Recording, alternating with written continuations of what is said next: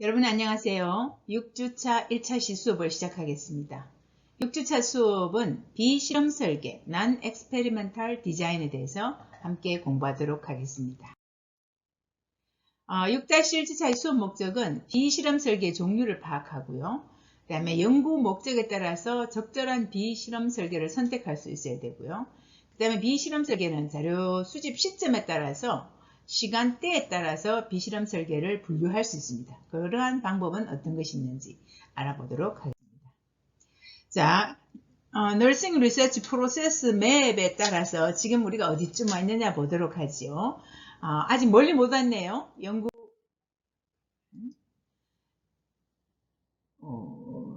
네.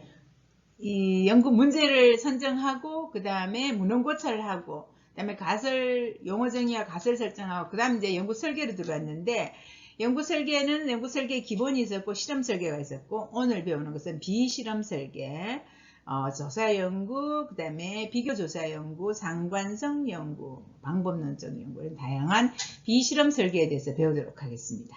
그래서 6-1주차의 수업 목표를 보시면 비실험 설계 종류 파악부터 시작하겠습니다. 비실험 설계는 앞에 우리가 실험 설계라 하면 연구자가 어떤 의도를 가지고 처치, 트리트먼트를 만들어서 준 군, 주지 않은 군, 그 두 군 간의 종속 변수의 차이 이렇게 검증하는 게 실험 연구였고요. 비실험 연구는 큰 차이가 연구자의 독립변수 조작이 없는 자연 그대로의 상태에서 연구한다는 거죠. 그래서 조사 연구는 코비드-19 환자, 코비드-19을 앓고 난 서바이버들은 어떤 문제를 가지고 있는가. 막연하게 내가 뭘 해준 건 없어요. 어떤 문제를 가지고 있는지 이렇게 보는 건 서베이가 되겠습니다. 조사 연구. 그다음에 사례 연구는 코비드-19 생존자 중에 한두 명을 잡아서 그 사람한테 심층적으로 사례 연구를 자연스럽게 자유로운 방법으로 해볼 수 있는 게 케이스 스타디고요. 그 다음에 이제 조사 연구 중에서는 이제 서술적 조사 연구가 있죠. 디스크라이브를 잘 하는 거고, 그 다음에 비교 조사 연구는 조사 연구라 비실험이라 하더라도 이 케이스군과 컨트롤군은 서로 다른 특징을 갖고 있어요. 폐암이 발생한 군, 발생하지 않은 군. 우리가 트리트먼트를 해주진 않았지만 독립변수가 이미 다른 거예요. 그런 군들에 있어서 속성들이 폐암이 발생한 군과 발생하지 않은 군의 뭐라 그럴까요? 흡연량 비교 이런 것들은 비교 조사 연구가 되겠죠. 그 다음에 상관성 연구는 어떤 한 집단의 A 변수와 B 변수 간의 관계를 보는 연구. 이것도 어떤 처치를 하지 않기 때문에 비실험 연구입니다. 그 이외에 문헌 연구, 문헌 분석을 하는 연구, 역사적 연구, 어떤 한 특정 대상자나 특정 사건의 역사적인 사실을 기반으로 쓰는 연구라 그랬죠. 방법론적인 연구는 도구 개발 연구입니다. 내용 분석, 컨텐츠 애널라이시스. 이것은 이제 내용이 describe 이렇게 적혀 있는 이런 문장의 형태로 된 것을 잘 분석해서 그 중에 단어가 이런 게 몇 번이 나와서 내용을 분석해 보니까 궁극적으로 어떤 내용이 제일 많았고 그 다음에 두 번째 많은 내용은 뭐고 이런 식으로 하는 것은 내용 분석, 컨텐츠 애널라이시스입니다. 비실험 연구의 가장 큰 특징은 no manipulation, 실험 처치 없이 조작 없이 대상자의 종속 변수를 측정하는 것이 되겠습니다. 비실험 설계를 연구 목적에 따라 분류하면요. 서술적 조사 연구, descriptive survey. 그냥 어떤 현상이 있는지 그냥 쭉 설문조사 해보는 거예요. 상관성 조사 연구, correlational research. 한 집단 안에서 그 집단이 갖고 있는 A 변수, B 변수, 이 변수 간의 관계가 있는지를 보는 것이 correlational research.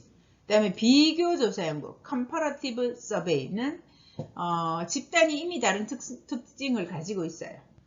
난다닉락을 쓰는 병원, 그 다음에 ICMP를 쓰는 병원, 이미 다른 시스템을 갖고 있으니까 그 시스템을 썼을 때 간호 업무 효율성이 어떤지 비교해 보는 것이죠. 연구자가 매니플레이션 하지 않았어요. 이미 그 병원들이 그렇게 선택해서 쓰고 있는데 정말 효과가 어떤지 궁금할 때 그것은 비교 조사 연구입니다. 그 다음에 사례 연구, 케이스 스타디는 한두 사례를 잡아서 심층적으로 좀 자유로운 스타일로 연구 분석을 해보는 이런 경우고요. 내용 분석 연구, 컨텐츠 애널라이시스는 서술문, 디스크립티브로 쓰여 갖고 있는 것의 내용을 빈도도 분석하고 이렇게 내용 자체를 분석해 보는 연구가 내용 분석 연구이고요. 방법론적인 연구는 설문지, 도구를 개발하는 연구입니다. 하나씩 다시 살펴보겠습니다. 서술적 조사 연구, Descriptive Survey 연구겠죠. 이 서술적 조사 연구는 어떤 현상을 정확하게 알아보는 것, 어떤 요인이 들어있는지 정확하게 측정하는 것, 그리고 주어진 시점에 존재하는 것, 뭐 과거 것도 아니고 미래 것도 아니고 현 시점에 어떤 특성이 있는가, 이렇게 살펴보는 게 서술적 조사 연구입니다. 그래서 예를 들었었죠. COVID-19에서 회복된 서바이버들은 어떤 특성을 가지고 있는가, 특성 A, B, C, D, E 뭐가 있는가, 이렇게 살펴보면 서술적 조사 연구예요. 그래서 관심 현상, COVID-19에서 회복된 서바이버에서 변수 1, 2, 3, 4 뭔지 모르겠지만 그 사람들을 면담하거나 설문지를 주거나 봤을 때 우울도 있고 사회적 격리감도 있고 또 죄의식도 있고 이런 것들이 있더라라는 연구 결과가 나오는 거예요. 그래서 이 결과들이 나온 걸 잘 디스크라이브, 서술을 해주면 이 나온 요인들을 쫙 서술하면 하나의 의미 해석이 되고, 이 상황에서 그러면 앞으로 이 중에서 다양한 것 중에서 가장 문제가 되는 건 변수 2구나. 이 변수 2와 관련해서 조금 더 심도 있게 해야 되겠구나. 그러면 가설을 개발할 수 있는, 앞으로 가설이 개발될 수 있는 연구가 서술적 조사 연구입니다. 서술적 조사 연구의 과정을 한번 살펴보시면요. 자연적으로 일어나는 정보를 기술합니다. 모집단의 특성, 태도, 행동 이런 것들을 쭉 기술을 하고요. 그 다음에 인과학적인 특성을 포함한 여러 변수들의 상태와 분포를 확인합니다. 일단 서술적 조사 연구일 때는 이 응답하는 대상자는 총 몇 명인데 남자는 몇 명, 여자는 몇 명, 연령대는 몇 세대가 몇 명 많고, 그 다음에 경제 상태는 어떻고, 이런 일반적 특성을 포함해서 다 분석이 돼야 됩니다. 그 다음에 조사 연구할 때의 대상자, 연구 대상자 표본은 모집단으로부터 표본을 적정하게 잘 추출을 해야지, 지금 COVID-19 서바이버의 특성은 1, 2, 3, 4, 5 이런 게 있더라라고 얘기했을 때 아주 한 군데 치우친 그 요양병원에 있는 아주 나이 많은 7, 80대 할아버지 할머니들의 COVID-19 서바이버들만의 그 상태를 뽑아냈을 때는 전체 COVID-19 서바이버에게 확대 해석, 제너럴라이즈 하기는 어렵겠죠. 만약에 제너럴라이즈해서 말하고 싶으면 다양한 모집단의 특성을 반영할 수 있도록 COVID-19 걸린 사람의 빈도가 20대는 몇 프로, 30대는 몇 프로, 40대는 몇 프로, 50대는 몇 프로면 거기에 유사하게 샘플을 뽑아서 조사를 해봐야지 이렇게 일반화가 가능한 자료가 나올 수 있습니다. 서술적 조사 연구에서는 체계적 자료 수집 방법을 이용해서 간호학적인 변인이나 사회심리학적인 변인들의 분포, 상호작용 이런 것들을 살펴보게 됩니다. 서술적 조사 연구에 대해서 다른 방법론을 제시한 그 그래프를 한번 보시면요. 처음 시작할 때는 overall project design, 전체 조사 연구를 어떻게 할 것인가 디자인을 세우시고요. 그 다음에 questionnaire design, 설문지를 어떻게 구성할 것인가 디자인을 하시고요. 그 다음에 sampling plan, sample purchase, 표본을 추출하는 계획을 세우고 어느 표본한테 갈 것인가, 연구 대상자를 어디서 구할 것인가 정하시고요. 서베이 데이터 컬렉션, 그 다음에는 이제 연구 대상자한테 설문지를 보내서 자료를 수집합니다. 그 다음에 서베이 데이터 프로세싱, 수집돼서 설문지가 뭐 500부 왔다. 그러면 그것에 빠진 것은 어떤 게 있고 정확하게 답이 다 됐는지 이 서베이 데이터 프로세싱을 하게 됩니다. 한 다음에는 이제 데이터 아날리시스, 통계를 SPSS 통계를 돌려가지고 데이터를 분석해 보니 주로 이제 서술적 조사 연구에서는 기술 통계만 비모수 통계만 하게 됩니다. 기술 통계, 비모수 통계 아니고 기술 통계만, 추론 통계 안 들어가고 기술 통계만 하기 때문에 평균이 얼마냐, 표준 편차가 얼마냐, 빈도가 얼마냐. 그 다음에 이 사람들의 그 코비드-19 서바이버들이 가장 많이 호소하는 증상은 이거더라.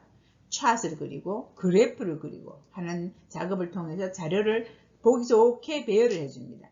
그렇게 한 다음에 리포트 라이팅, 연구 결과 보고서를 써서 interpreting survey finding, 이 연구 결과가 가지고 있는 의미를 해석해서 보고해줘야지 그 다음에 의미를 묶어서 다음 가설을 개발할 때 도움이 된다고 그랬죠. 그래서 서술적 조사 연구는 이러한 과정을 통해서 이루어지는 것입니다. 서술적 조사 연구의 장점을 보시면 그냥 특별한 틀 없이 우리가 그 특색을 살펴보고자 하는 대상자를 숫자를 많이 확보해서 그 사람들한테 설문조사를 해서 자료를 수집하는 거니까 그렇게 어렵지 않죠. 그래서 많은 대상자로부터 다량의 정보를 얻을 수 있는 것이 서술적 조사 연구, 서베이 연구의 장점입니다. 시간도 좀 덜 들고요. 한꺼번에 보내서 한꺼번에 이렇게 받을 수 있으니까.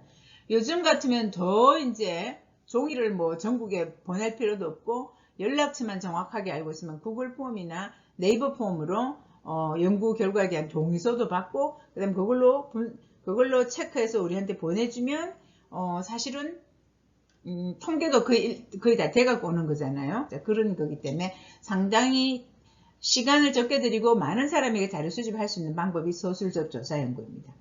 그리고 장점에 자연 상태에서 조사를 했기 때문에 굉장히 현실에 가까운 자료예요. 실험 연구처럼 인위적으로 한 게 아니고 현실에 있는 자료이기 때문에 현실에 가까운 자료고 또 대상자 수를 많이 하면 대상자에게 확대 해석이 가능하죠. 일반화, generalization. 그래서 연구 대상자 샘플이 이렇게 있지만 이 사람들을 요 모집단에서 대표성 있는 샘플을 잘 뽑아왔다고 그러면 여기 샘플에서 뽑아낸 자료를 가지고 모집단의 연구 결과를 일반화할 수 있습니다. 그것도 서술적 조사 연구의 장점이라고 볼 수 있습니다.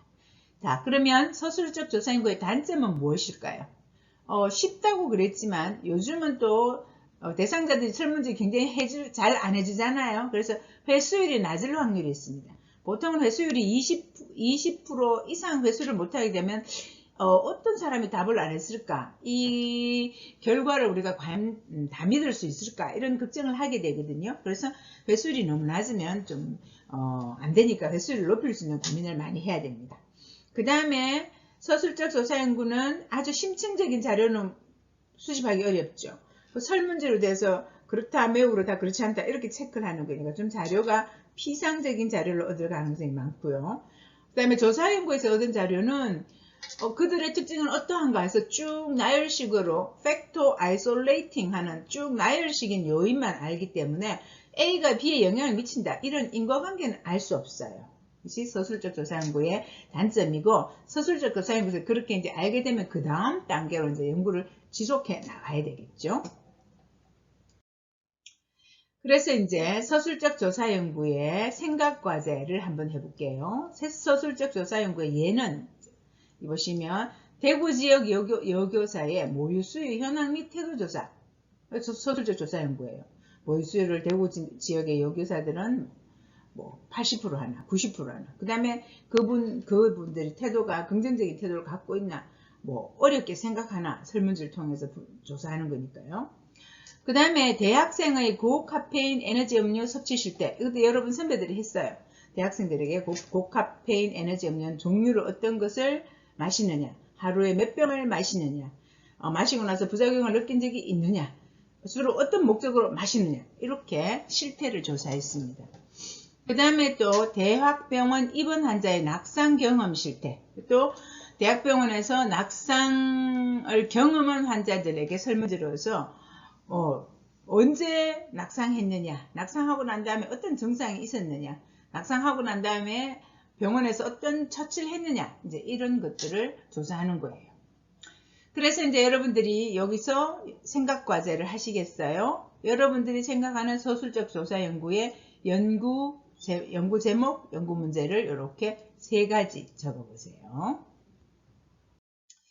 그 다음 두 번째 비실험 연구의 종류에는 비교조사 연구입니다. Comparative Survey, 비교조사 연구.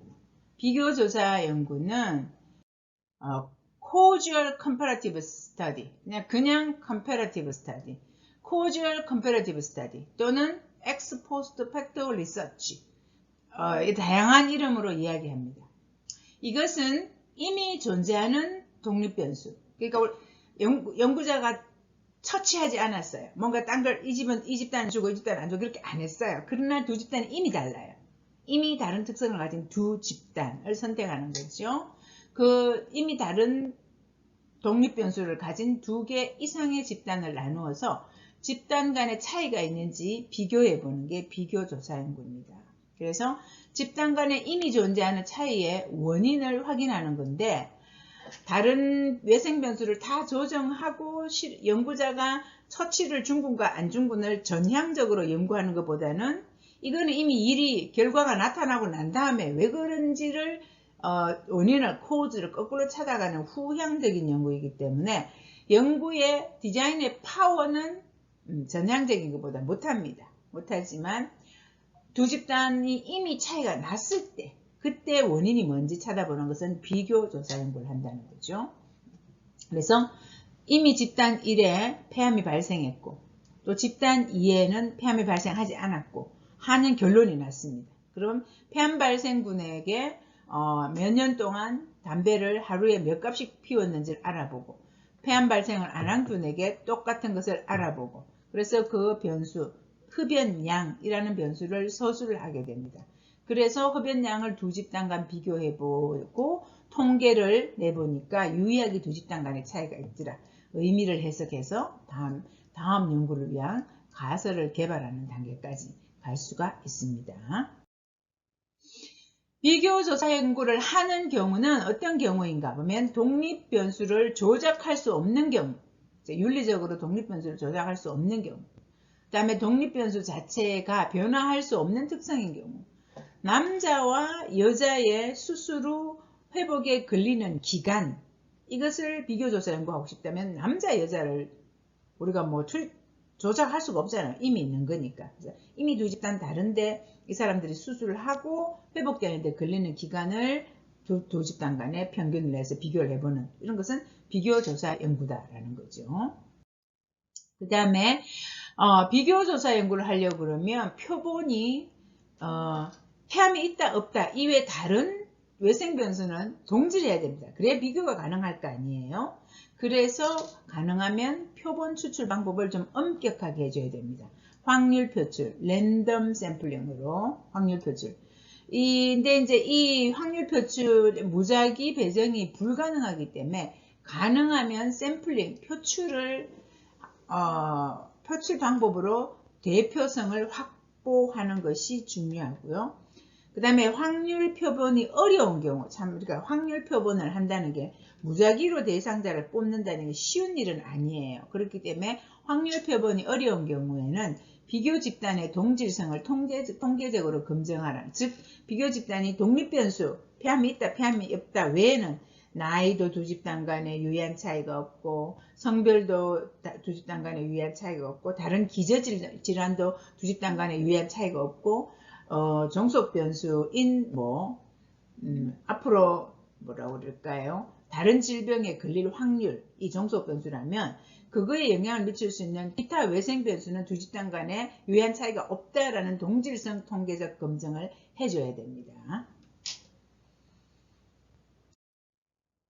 비교조사 연구를 하는 과정을 보시면 이미 독립변수가 다른 둘 이상의 집단이 독립변수에 따라서 종속변수가 어떻게 다른지를 비교하는 것입니다. 그러나 연구자가 실험 처치를 주는 것은 아니에요. 그리고 여기서는 이제 실험군, 대조군, experimental control 이렇게 부르진 않고요. 케이스 컨트롤, 비교조사 연구에서는 케이스 컨트롤, 케이스군, 컨트롤군, 사례조사, 사례 대조군, 사례군, 대조군. 왜냐하면 실험 처치를 한 건 아니에요. 실험 처치는 experimental 그룹, 컨트롤 그룹이지만 이것은 사례군, 대조군 이렇게 기존에 이미 다르지만 연구자가 처치를 준 건 아닌 이런 것이 다르고, 그 이외에는 실험 설계하고 유사한 방법으로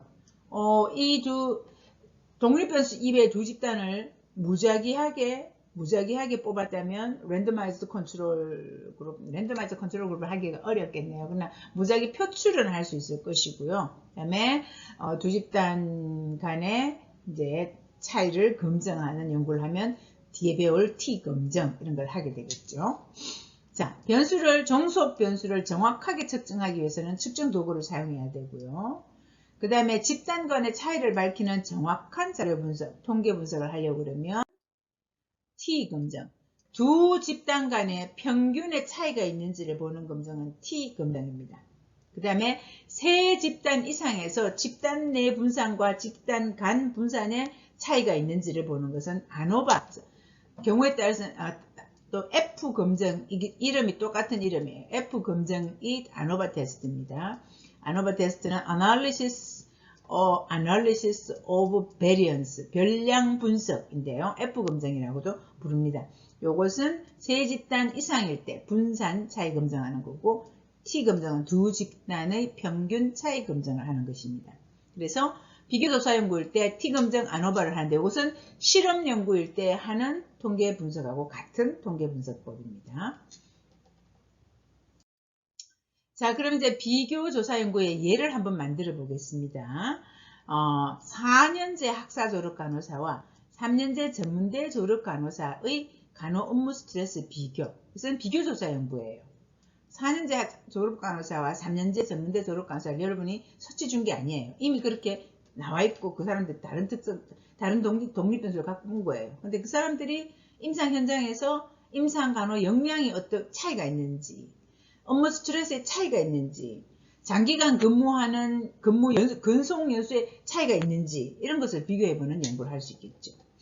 그 다음에 부속병원이 있는 대학의 간호학생과 부속병원이 없는 대학의 간호학생의 눈치, 임상시설 만족도, 핵심 간호 역량의 비교 이런 연구를 할 수 있는데, 간호교육에 있어서 부속병원이 있는 거하고 없는 거하고 굉장히 큰 차이가 있습니다. 그래서 부속병원이 있으면 간호대학 교수들이 굉장히 학생들의 실습교육을 잘 하기 위해서 많은 계획을 해가지고 병원과 협의를 해서 학생 실습교육을 진짜 잘 하려고 노력을 하는데, 부속병원이 없으면 그런 과정을 하기가 어렵잖아요. 그래서 실습 교육 환경이 좋지 않다고 볼 수 있는 거죠. 그랬을 때 간호대학생들의 임상실습 만족도는 어떨까? 핵심 역량은 어떨까? 그 다음에 눈치라는 개념이 있는데, 자기 병원이 없는 학생들이 다 여러 임상실습장을 가다 보면 굉장히 눈치가 늘겠죠. 그래서 또 경우에 따라서는 부속병원이 있는 대학의 학생들은 눈치가 좀 없다 이런 소리를 듣기도 합니다. 그래서 간호사는 좀 눈치도 있어야 되는데 눈치가 없다 이런 얘기를 하는데, 정말 그런지를 이렇게 비교조사 연구를 해볼 수 있습니다. 그 다음에 여러분들이 스스로 생각하는 비교조사 연구의 문제 3가지를 만들어 보세요. 다음으로는 세 번째로 비실험 연구로서 상관성 조사 연구입니다. Correlational Survey 또는 Correlational Study라고 얘기합니다. 이것은 한 모집단 내에서 A 변수, B 변수, 두 변수 간의 관계를 발견하는 연구예요. 그래서 모집단은 한 모집단, 아까는 실험군, 대조군이 있었고, 독립변수가 다른 폐암군, 케이스 컨트롤, 폐암군, 비폐암군 이렇게 두 군이 있었지만, 상관성 조사 연구는 그냥 모집단 한 개예요. 한 군, 간호대학생의 성격과 그 다음에 학업성 지도와의 관계 이렇게 볼 수 있는 거죠. 한 모집단 안에서 연구변수 1, 연구변수 2가 있는데 그 변수를 잘 측정을 해서 이 변수들 간의 관계가 있는지, 코릴레이션이 있는지 조사를 해서 그 의미를 해석해서 가설을 개발하는 이런 연구는 상관성 조사 연구입니다. 상관성 조사 연구의 특성은 Correlational Research, Correlational Survey 이렇게 얘기하고요. 연구자가 임의로 변수를 조사하는 것이 아니고 연구 결과에 의해서 선택된 특정 변수 간의 관계를 주목하는 겁니다.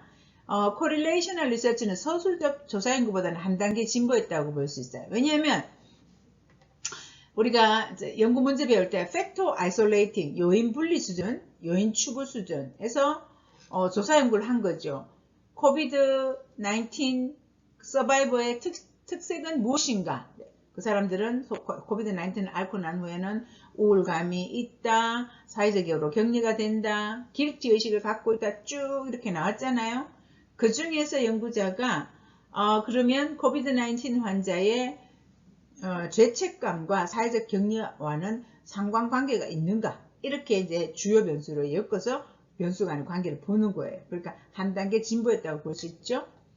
여기서 얘는 직무 수행과 직무 만족도 간에는 상관관계가 있는가? 상관관계는요, 서로 왔다 갔다 하는 관계입니다. 코우즈 앤 이펙트는 볼 수가 없어요.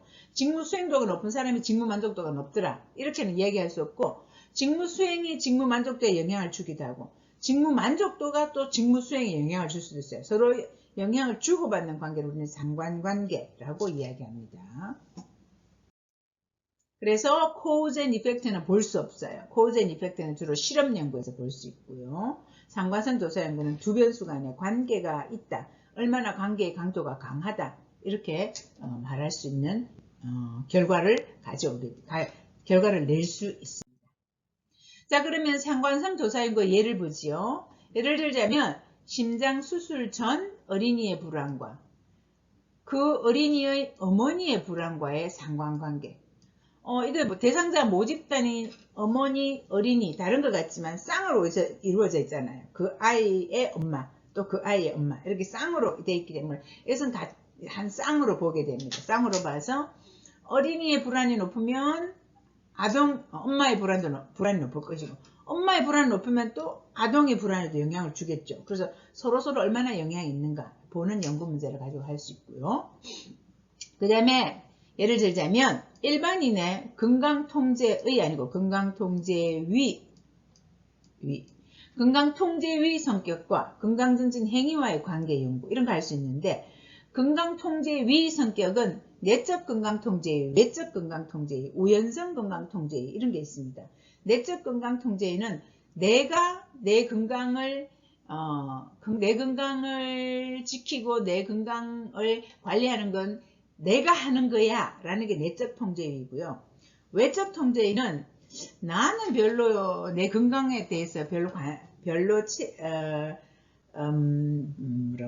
책임이 별로 없고, 건강하려면 의사가 뭐 처방을 잘 해줘야 되고, 건강하려면 내 주위 환경이 좋아야 되고, 건강하려면 가족들이 날 더 잘 돌봐줘야 되고, 이런 외적 통제위를 가지고 있는 사람도 있고요. 그 다음 우연성 통제위는 뭐 건강은 수명은 정해진 거야, 내가 담배 안 피운다고 도구를 사는 거 절대 아니야, 그냥 우연히 그냥 하고 그냥 그런 거야, 이런 거는 우연성 통제위입니다. 그래서 이제 이 중에 하나 정해서 내적 통제위 점수가 높을수록 건강증진 행위를 더 많이 할 것이다, 이렇게 되면 상관성 조사 연구가 되겠죠. 그래서 이제 그 다음 여러분들이 상관성 조사 연구의 연구 문제를 3개 적어보세요. 예, 그 다음에는 이제 비실험 연구 중에서 사례 연구입니다. 근데 사례 연구는 여러분들이 많이 했죠. 병원에서 임상 실습을 하면서 케이스 스터디 숙제를 했잖아요. 그게 한 케이스에 대해서 여러분들이 좀 자유롭게 뭐 양식을 주긴 했지만 연구처럼 막 이게 틀에 맞춰서 하는 게 아니고, 자유롭게 연구자가 그 대상자에게 어떤 문제가 있는지 어떻게 해결했으면 좋겠는지 이렇게 쭉 시계열별로 쭉 해보는 연구가 사례 연구입니다. 케이스 스터디는 여기서는 우리가 양적 연구의 비실험 연구로서 설명하지만, 아주 한 케이스가 심층적으로 인간을 파고든다면 질적 연구로 분류되기도 합니다. 그 다음에 케이스 스터디는 단일 대상자 연구, 싱글 서브젝트 스터디, 한 명을 데리고 할 수 있고요. 또는 개인 한 명, 한 가족, 그 다음에 소수 집단, 한 집단, 이렇게 뭐 외국인 근로자, 무슨 동에 사는 외국인 근로자, 집단, 이렇게 또 사례 연구를 할 수 있습니다.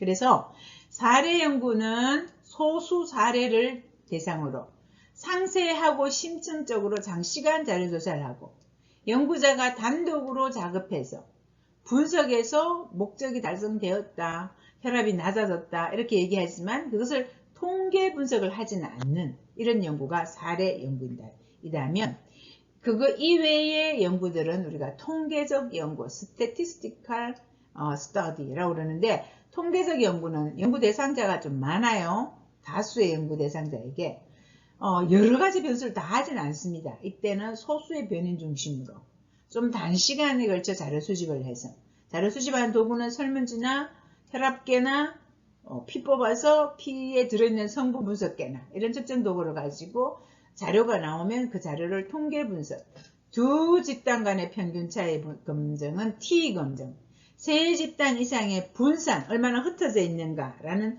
분산의 정도를 비교하는 통계는 아노바 또는 F 테스트, 같은 이름이에요. 아노바 F 테스트. 이렇게 하는 것은 우리가 통계적 연구라고 부릅니다. 케이스 스터디, 사례 연구의 과정은요, 현재 상황과 관련된 여러 가지 정보 수집. 여러분 그렇게 했죠? 임상 실습하면서 케이스 스터디 할 때 그 한 환자의 여러 가지 정보를 수집했죠. 그 다음에 자료를 상세히 심층적으로 동합 분석. 여러분들이 자료를 꺼내놓고 주관적 자료와 객관적 자료를 분리한 다음에 그것을 간호진단을 붙이고 그 간호진단에 따라 심층적으로 어떻게 간호 계획을 하고 어떻게 수행을 하고 평가를 어떻게 할 것인가 이렇게 했어요. 그래서 현재의 문제를 확인하고 해결책을 제시하게 됩니다. 그런데 사례 연구의 중요한 특징은 특별한 틀이 없어요. 틀에 매이지 않고 자유롭게 하고, 또 한 가지는 통계 분석은 안 해도 되고, 이게 사례 연구의 특징입니다. 사례 연구의 기능을 보시면 사례 연구 좀 하기가 쉬워요. 그래서 의학적 문제나 간호학적 문제의 진단 치료 방안의 기초적인 작업이 될 수 있고요. 또 문제를 진단하고 문제 해결 방안을 만드는 기초가 될 수 있어요. 또 케이스 스터디를 많이 하는 게 의료계에서 많이 하고요. 사회사업가, 소셜 워커들이 많이 합니다. 굉장히 취약계층인데 이 사람이 문제가 있으면 집도 수리해야 되고 건강도 너무 나쁘고 생활비도 보조해야 되고 굉장히 심각한 문제가 있고 자살률도 높다. 이런 사람이 있으면 그 문제를 진단하고 한 케이스씩 이렇게 나가기 때문에 사회사업가, 소셜 워커도 이 케이스 스터디를 많이 하게 됩니다. 그 다음에 학교에서 쓰는 학생 지도나 상담 과정도 케이스 스터디로 만들 수 있고요. 그 다음에 우리가 간호사들이 많이 하는 간호활동을 효율적으로 돕도록 하기 위해서 사례 연구를 통해서 간호진단, 간호중재, 간호과정을 적용할 수 있습니다. 그 다음에 이제 여러분들한테 우리가 시행하고 있는 게 간호대학생의 임상실습 교육 방법으로 크리티컬 띵킹 할 수 있는 역량을 키우는 방법으로 사례 연구를 교육 방법으로 활용하고 있지요. 자, 그 다음에 사례 연구의 예를 한번 보겠습니다. 예를 들자면 한 사례 이 말입니다. 1. 코비드-19 환자의 임종 간호 사례.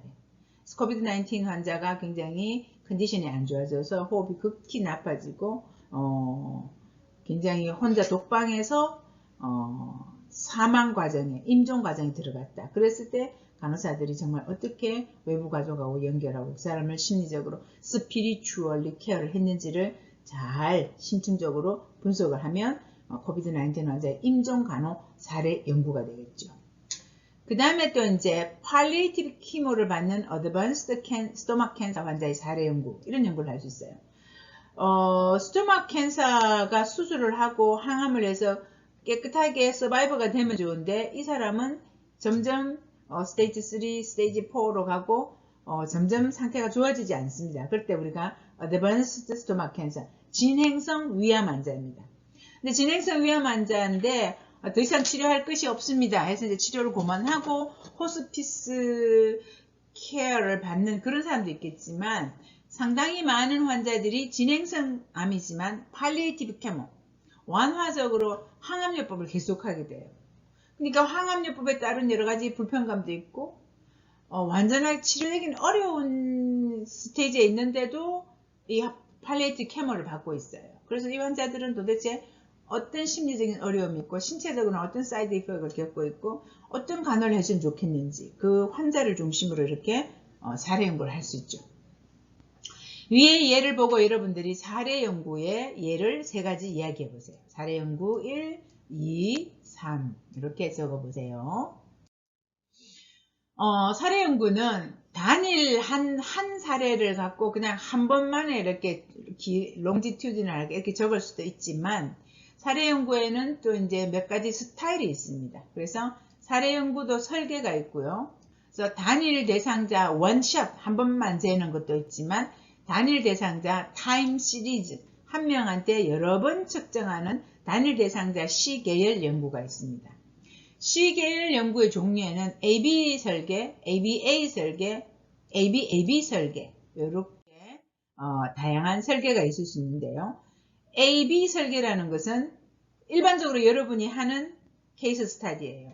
단일 대상자 한 명한테 가서 먼저 사정을 하죠. 사정을 해보니까 혈압은 얼마고, 혈당은 얼마고, 피부가 어떻게 가렵고, 그 기초선을 측정하는 겁니다.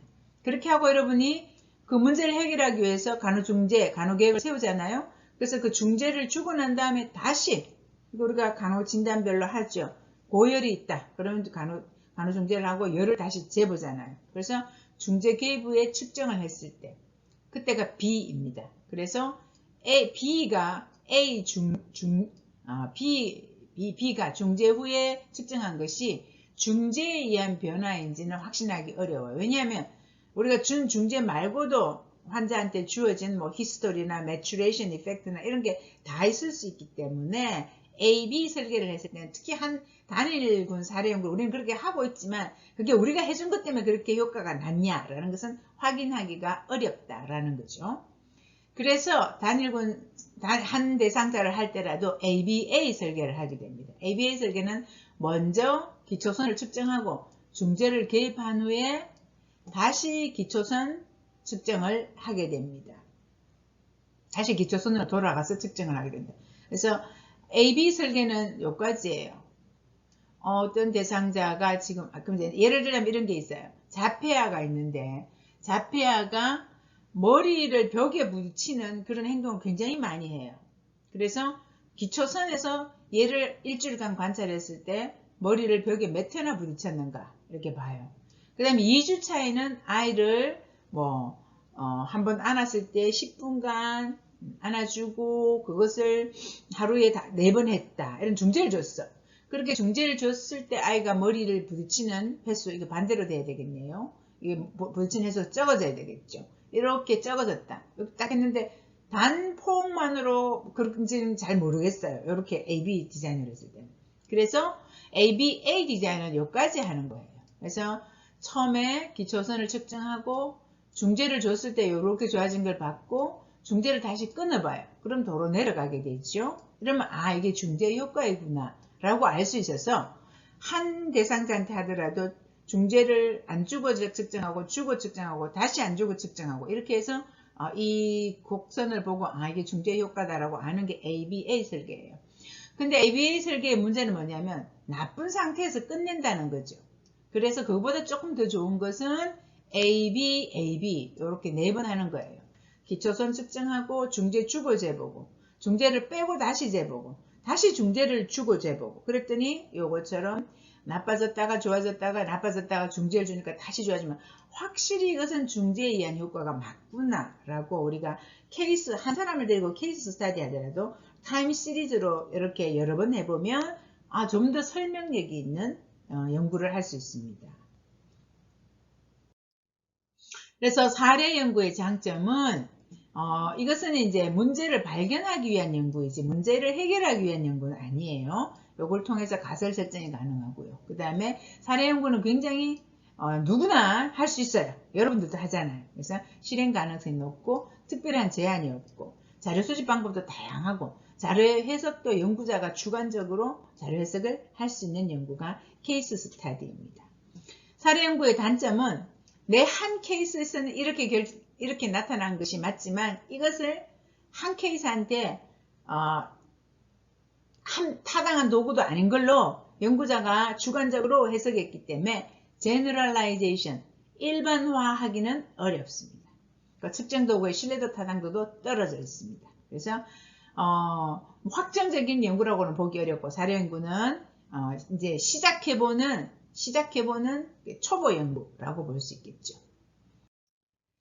자, 그 다음에 비실험 연구 중에서 내용 분석 연구, Content Analysis가 있습니다. 내용 분석 연구는 어떤 사물에 대한 정보, 사상, 감정 등의 정신적 내용을 언어적 또는 비언어적 기호로 부호화하고 처리해서 객관적, 체계적, 양적으로 서술하는 방법입니다. 즉, 문장으로 쓰여 있는 질적인 자료를 빈도가 몇 번 그런 문장이 나왔고 부호화해 보니까 A 카테고리에 들어가는 것은 몇 퍼센트고 B 카테고리에 들어가는 건 몇 퍼센트다 라고 문장으로 적혀 있는 질적인 자료를 양적으로 바꾼 그런 것을 내용 분석 연구, 컨텐츠 애널라이시스라고 얘기합니다. 그래서 질적 자료의 양적 서술이라고 얘기할 수도 있고요. 그래서 이제 내용 분석 연구는 이런 것도 매스컴 분석도 많이 해요. 매스컴에서 나와 있는 많은 예를 들면 코비드-19과 널싱이라는 말을 넣어서 매스컴에 나와 있는 단어들이 어떤 것들인지 다 내용을 뽑아내서 그것을 분석해서 뭐가 제일 많았고 뭐는 몇 번 나왔고 그래서 분류하자면 어떻게 되고 이렇게 질적인 자료를 양적으로 분석하는 걸 내용 분석이라고 합니다. 그래서 내용 분석은 컨셉추얼, 단어나 이미지나 숫자에 단어나 이미지의 숫자에 기반해서 개념을 카운팅하는 거라는 거죠. 그 다음에 이제 릴레이셔널은 또 그 개념들의 관계를 검토하는 겁니다. 그래서 이렇게 문헌에 나와 있는 단어들을 쭉 해보니까 네이션이라는 단어는 10번이 나왔고 제너레이션이라는 단어는 9번이 나왔고 이렇게 해서 포뮬레이터 프로블럼 가장 많이 나온 단어는 그 시기에 왜 그게 나왔겠는지 하고 range and size of sample 그러면 이 샘플을 어떻게 구해야 되겠는지 나오고 또 카운팅하고 코딩하고 그래서 그 자료를 가지고 처음 제일 많이 나온 단어는 이거였는데 그것은 왜 이런 것 같다라고 해석하는 것이 내용 분석입니다. 예를 들자면 또 이런 것도 있죠. 상담 일지를 아주 꼼꼼하게 이렇게 잘 적어놓은 그 상담 일지에 들어있는 내용 글을 보고 가장 많은 어떤 학생들이 가장 많이 상담하러 왔는지 그들이 가장 많이 고민한 내용은 무엇인지 상담 교사가 가장 많이 해준 말은 무엇인지 이렇게 분석을 해주는 것이 내용 분석입니다. 내용 분석의 연구 분야는 원자료 접근이 어렵고 자료가 문헌일 때입니다. 자료가 글로 적혀 있을 때. 그 다음에 실증적 자료의 보완적 연구가 필요할 때. 이제 이렇게 그룹 간 차이나 조사 연구나 비교 조사 연구를 했는데 조금 더 보충해서 거기 일지에 적혀 있는 것도 분석하고 싶다. 그럼 이제 내용 분석 연구를 하게 되겠죠. 설문지나 면접 등을 통해서 자료를 얻었더라도 재확인하기 위해서 일지라든지 우리가 실험 연구할 때도 실험 일지를 꼭 적게 합니다. 그래서 일지를 다시 분석해 보니까 대상자들이 어떤 불편감을 고수하더라. 이렇게 하면 내용 분석 연구가 같이 붙게 되는 거예요. 그래서 우리나라의 간호연구의 현황과 문제라는 연구 분석을 하려면 연구자를 대상으로 신증 면접을 하고 그 다음에 그 연구자들이 쓴 연구 논문의 내용 분석을 해볼 수가 있죠. 그 다음에 연구 대상자들의 언어를 분석할 때 상담 기록부나 정신분석 기록부 이런 것들에 들어있는 문장들을 잘 분석해서 카운팅, 숫자화하는 것이 내용 분석 연구입니다. 자, 그 다음에 비실험 연구 방법 중에 방법론적 연구라는 게 있습니다. Methodological Research, 방법론적 연구는 도구 개발 연구예요. 종속 변수 측정 도구 개발 연구. 도구 개발 연구예요. 도구 개발 연구는 사실 그 자체로서 좀 어려운 거지만 어떻게 하느냐 하면 개념 틀을 이용해서 예비 문항을 작성합니다. 그때는 내용 분류표를 만들어서 각각의 그 내용 분류표 항목에 맞는 문항을 개발하고요. 문항이 개발되면 전문가에게 타당도 검증을 받게 됩니다. 예를 들자면 간호연구 방법론에 대한 간호연구 방법론을 잘 하는지 못하는지 측정하는 도구를 만들고 싶어요. 그러면 내용 분류표를 만들어 봅니다. 간호연구 방법론에 들어가는 내용은 어떤 게 있나? 우리 너싱 리서치 프로세스 맵을 생각하면서 어떤 게 있나 봅니다. 그러면 연구 문제를 선정하고 문헌 고찰을 하고 가설 설정을 하고 연구 설계를 정하고 표본 추출을 하고 뒤에도 있겠죠. 표본 추출해서 자료 수집 방법은 뭘로 하고 자료 분석 방법은 뭘로 하고 결론 및 제언은 어떻게 한다라는 게 간호 연구의 내용이에요. 내용 분류표를 만들려고 그러면 요거에 따른 지식, 이해, 적용, 분석, 종합, 평가의 문제를 따로따로 만들어야 되겠죠. 간호 문제의 지식, 간호 문제의 컴프리헨션, 적용할 수 있는 역량, 이 간호 문제의 부분을 분석할 수 있는 역량, 그걸 종합해 갖고 평가하는 역량을 각각 문항을 이 항목 안에 간호 문제의 지식을 재는 문항 2개, 이해를 재는 문항 2개, 적용을 재는 문항 2개 이런 식으로 딱딱딱 개수를 정해줍니다. 그 다음에 문헌고찰의 지식을 재는 문항 2개, 문헌고찰의 이해를 재는 문항 2개, 문헌고찰의 적용을 재는 문항 2개, 분석을 재는 문항 2개, 종합을 재는 문항 2개, 평가를 재는 문항 2개 이런 식으로 쭉 만들어주면 총 요거 하나 둘셋넷 하나 둘넷 6개에다 둘넷 5개 6개 5개 요거 30이네요. 밑에 더 있다고 그러면 각각 문항을 여기다 2개씩 넣어줬으면 총 문항수가 100개가 될 것이다. 요렇게 만들어 놓고 그 항목의 지식의 연구 문제의 지식을 내는 문항 2개 만들기 만드는 거 개념틀을 이용한 문항 작성이라고 합니다. 그렇게 한 다음에는 잠정적인 문항, 이제 초안을 만들었어요. 잠정적인 문항은 초안입니다. 연구 도구의 초안을 만든 다음 그 초안을 실제로 줘서 그 연구 도구를 설문지를 해보도록 합니다. 자료 수집을 합니다. 이때는 문항 내용을 잘 알고 있는 사람에게, 처음 하는 사람한테 주는 게 아니고 문항 내용을 잘 알고 있는 사람한테 줘서 이 도구의 신뢰도와 타당도를 측정합니다. 도구 부분에서 신뢰도, 타당도 다시 이야기하겠지만 신뢰도라 함은 몇 번 재도 기계가 정확하기 때문에 똑같은 값이 나오는 것이 신뢰도입니다. 타당도는 이게 신뢰롭지 못하면 이렇게 다 기계가 틀린 거예요.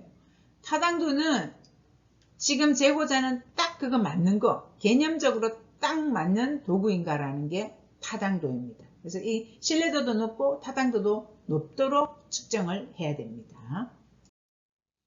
그래서 측정 도구, 방법론적 연구에서 측정 도구를 개발할 때는 그 검사하고자 하는 도구가 측정하고자 하는 목적을 확인하고요. 그 다음에 검사, 측정 도구의 계획서, 청사진을 작성하고요. 그 다음에 아까 내용 분류표에 따라서 이런 내용이고 이런 분류에 따라서 각각의 몇 항목씩 이렇게 정한 다음에 문항 초안을 뭐 100개, 40개 이렇게 문항 초안을 작성합니다. 그러면 문항 검토 및 수정은 전문가 타당도, 신뢰도 검증을 하고 검토해서 수정을 합니다. 그렇게 한 다음 확정이 되면 검사 용지, 측정 도구를 편집하고 인쇄해서 자료 수집 도구로 사용할 수 있습니다.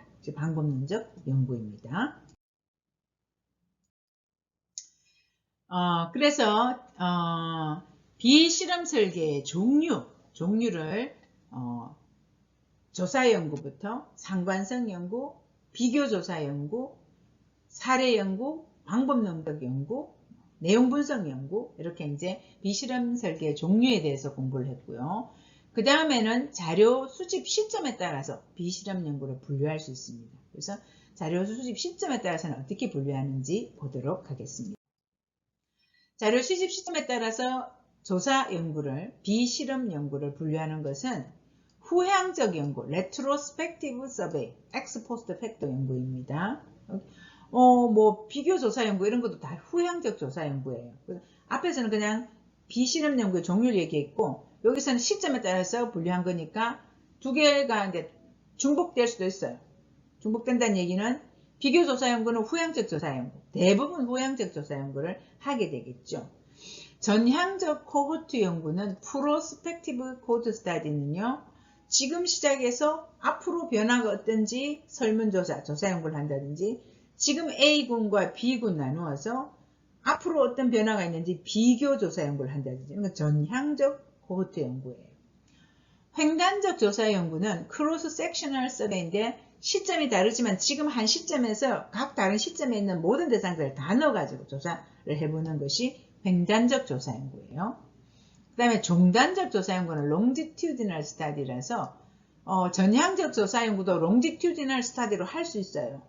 길게 대상자를 정했는데 그 사람이 길게 1년간, 2년간 쭉 여러 번 조사하면서 길게 조사하는 것을 종단적 조사 연구, longitudinal survey라고 얘기합니다. 자료 수집에 따른 분류에서 먼저 후향적 조사 연구, retrospective survey, 후향적 조사 연구입니다. 많은 연구자들이 전향적 조사가 시간이 많이 걸리고 하기 어렵기 때문에 후향적 조사 연구를 좀 많이 하게 되죠. 후향적 조사 연구는 연구를 하기는 쉽지만 연구의 설명력은 좀 떨어진다. 이렇게 보시면 되겠어요. 후향적 조사 연구는 종속 변수를 먼저 관찰하고 이미 이런 사태가 일어났어. 그러면 그 원인이 되는 독립 변수가 무엇인지 이미 종속 변수가 일어나 버렸기 때문에 이 상황에서 일어난 케이스군, 아린이랑 컨트롤군한테 무슨 원인이 있지를 지금부터 시작해서 거꾸로 후향적으로 조사해가는 방법이 후향적 조사, 역행적으로 알아보는 거고 과거지향적인 방법이에요. Y라는 이펙트, 결과가 나타났을 때 X라는 원인, cause를 찾아가는 연구입니다. 그래서 이런 연구를 통체적으로 역학연구, epidemiological study, 역학연구라고 얘기합니다. 역학연구.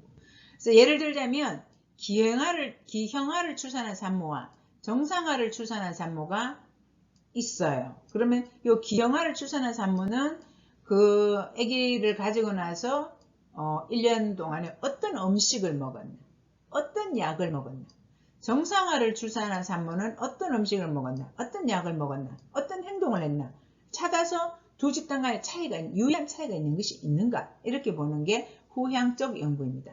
다른 말로는 ex post facto survey라고 그랬고요. 또 다른 말로는 case control study. 케이스가 기형아 출산 산모고 컨트롤이 정상아 출산 산모예요. 이 사람들 간에 어떤 차이가 있는지, 원인이 뭐가 다른지를 검토해보는 연구가 후향적 조사입니다. 그래서 여기 예로 보시면 이게 연구를 시작하는 스타트하는 시점에서 사망률, compare incidence of death, 사망률을 비교해 보고 싶어요. 그런데 두 집단은 어떤 거냐면 타이어를 만드는 집단에 있는 사람과 그 다음에 그냥 사무실에 앉아서 연필로 쓰는 집단하고 타이어를 만드는 일을 한 직종하고의 이 두 집단이 이미 사망률이라는 차이를 갖고 있어요. 그러면 이 사망률의 차이가 나는 게 무엇인지 역학적으로 들어가 보는 거죠. 예를 들자면 타이어를 만드는 사람은 사망률이 20%였어요. 근데 사무실에 앉아서 펜대로 쓰는 사람은 10%였어요. 10%라는 차이가 있는데 이게 무슨 차이가 있을까를 봤을 때 여기 이 사람은 타이어를 쓰는 공정에서 어떤 화학물질이 코로 많이 흡입이 됐다라든지 이런 걸 찾아내는 연구를 후향적 조사라고 합니다. 자, 그 다음에 이제 후향적 조사에 대치되는 개념은 전향적 조사이겠죠. 전향적 코호트 연구입니다. 코호트는 동일 집단을 가지고 쭉 계속하기 때문에 전향적 연구는 전향적 코호트 연구라고 합니다. 동일 집단 연구고요. 시작이 지금에서 시작해서 앞으로 쭉 이렇게 계속 전향적으로 보는 거예요. 그래서 이때 이제 독립 변수를 나누게 됐죠.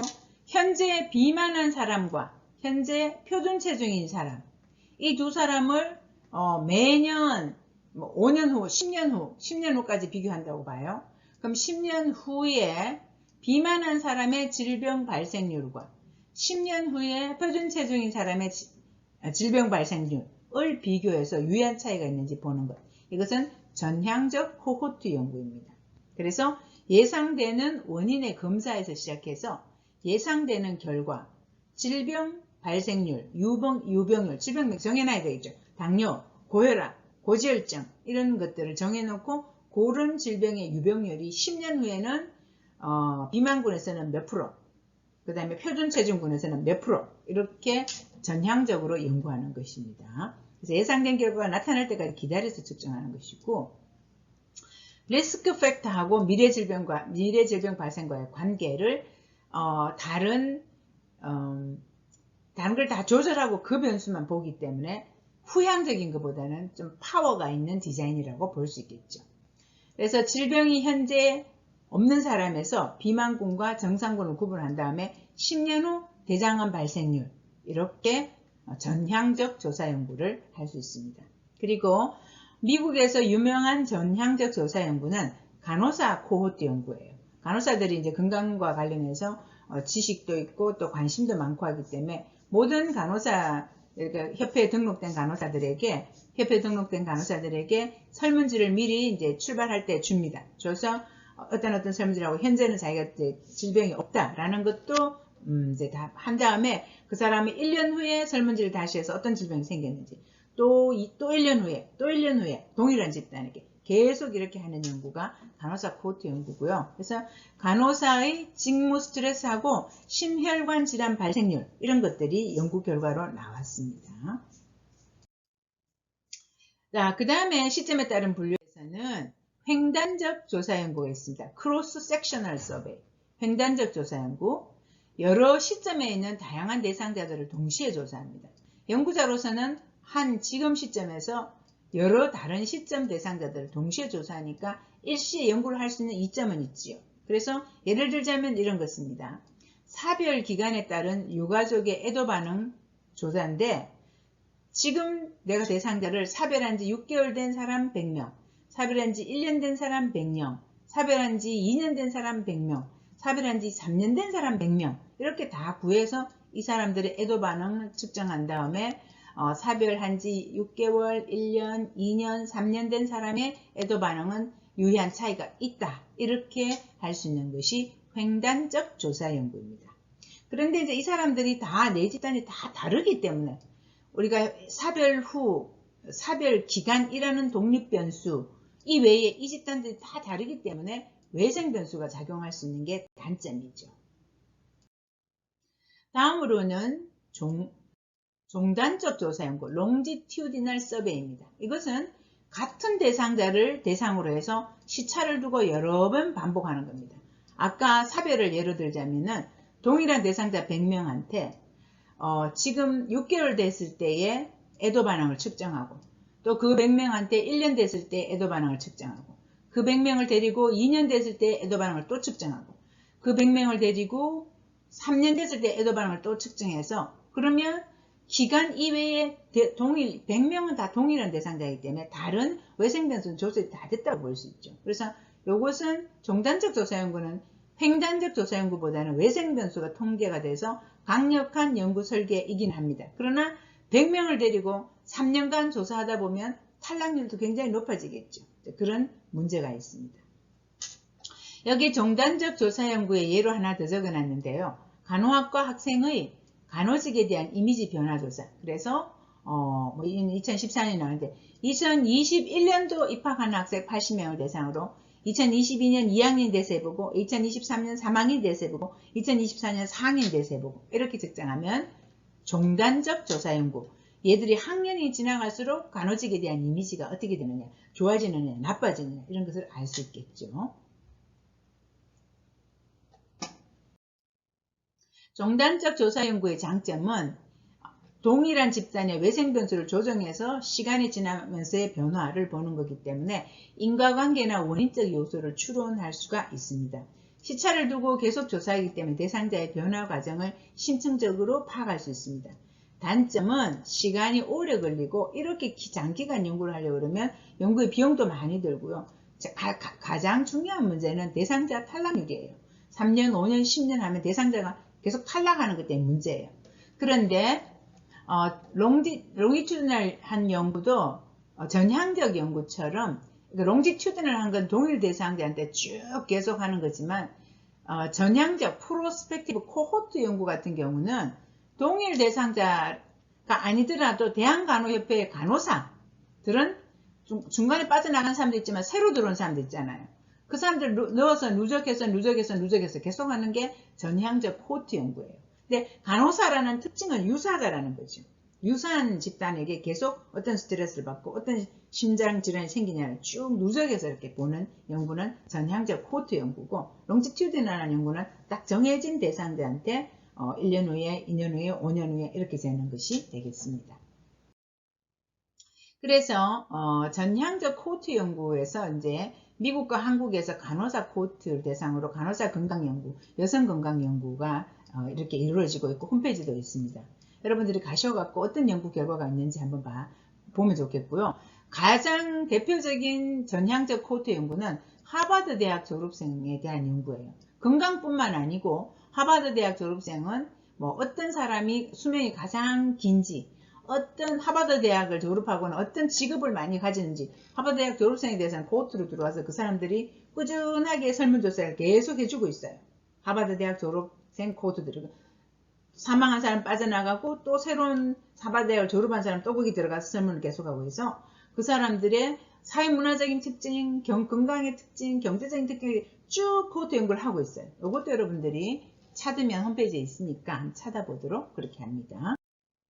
그래서 전향적 코호트 연구의 연구 결과를 여러분들이 한번 찾아보세요. 이렇게 되어 있는 연구 찾아서 그 연구 제목을 적고 어떤 학술지에 그렇게 적혀 있는지 제이칸 스타일로 학술지 적어주세요. 저자명, 그 다음에 학술지명, 논문명, 몇 권 몇 호, 몇 페이지 이렇게 제이칸 스타일로 적고요. 연구 결과는 아주 간단하게 초록에 나와 있는 연구가. 그랬더니 전향적으로 해봤더니 하버드 졸업생들은 어떤 학과를 나온 사람들이 가장 돈을 많이 벌더라. 어떤 학과를 나온 사람들이 가장 건강 상태가 좋더라. 이런 것들을 간단하게 연구 결과를 한번 적어보세요. 네. 그렇게 해서 이번 주 시간에는 비실험 설계의 연구 종류들과 그 다음에 여러분들이 수업 중 생각 과제는 전향적 코호트 연구했는 연구 결과를 한 편 찾아보고 그것을 요약해서 한번 적어 보시기 바랍니다. 수고하셨습니다.